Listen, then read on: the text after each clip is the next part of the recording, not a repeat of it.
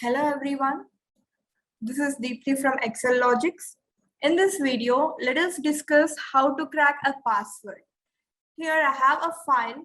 If I try to do anything, edit anything, it is asking for password, but I forgot my password.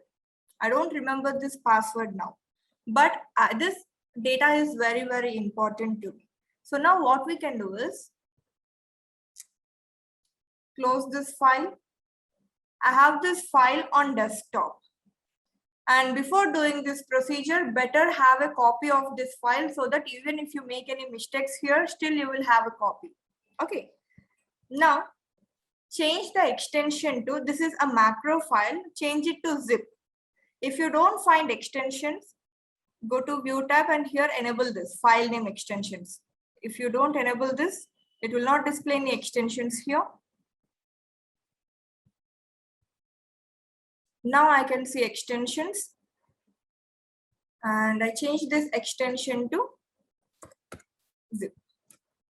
And you should have any zip file, any zip software in your system. Then only it works. I have WinRAR, so I changed it to .zip. Now open this. And here I have Excel folder. Open. And in Excel folder, I have worksheets folder. Open. You can see two worksheets here. Now I have password in sheet 1.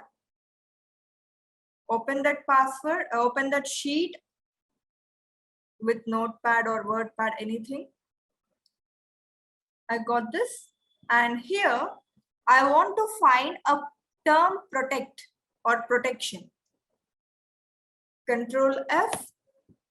And here I'm finding protect. Here we got protect term.